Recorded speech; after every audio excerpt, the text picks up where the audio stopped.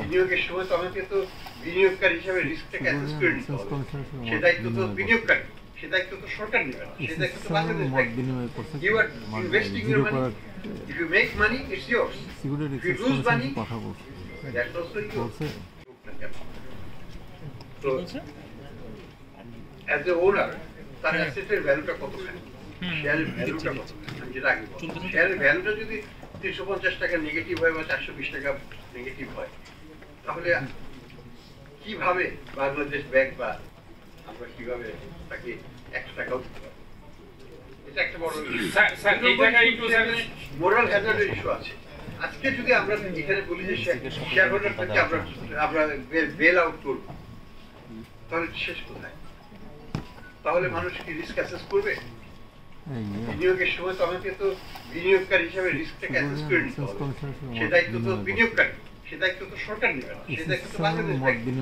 You are investing your money, if you make money it's yours, if you lose money that's also yours. সব মশার বিরুদ্ধে সুরক্ষা দিতে এলো বসুন্ধরা এক্সট্রিম অ্যারোসল, মশার বিরুদ্ধে এক্সট্রিম সুরক্ষা। সরকার এখানে পজিটিভ দিকেও যাবে না, নেগেটিভ।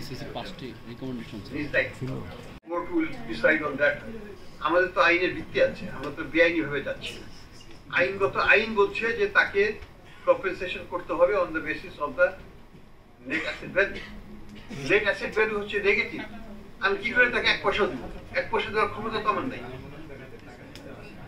স্যার এখানে আমরা ইন্টারন্যাশনাল প্র্যাকটিস এবং আমাদের যে ব্যাংক রেজলিউশন অর্ডিন্যান্স আছে সেটাকে আমরা ফলো করি।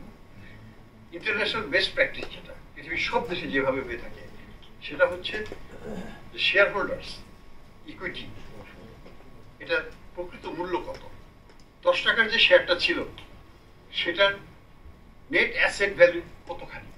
আমাদের হিসাবে সেটা নেট অ্যাসেট ভ্যালু হচ্ছে 350 টাকার নেগেটিভ বা 420 টাকার নেগেটিভ, এরকম সংখ্যা। অর্থাৎ 10 টাকারটার ভ্যালুটা হচ্ছে নেগেটিভ 10 টাকা, নেগেটিভ 420 টাকা। 420 টাকা বা 350 টাকা নেগেটিভকে আমরা তো ওই নেগেটিভ আদায় করতে যাচ্ছি না, লিমিটেড লায়াবিলিটি। প্রকৃতপক্ষে তো এটাও আদায় করা উচিত ছিল জনস্বার্থে। তো আমি মনে করি যেটাকে জিরো করে দেওয়া হচ্ছে, নেগেটিভটা ধরা হচ্ছে না।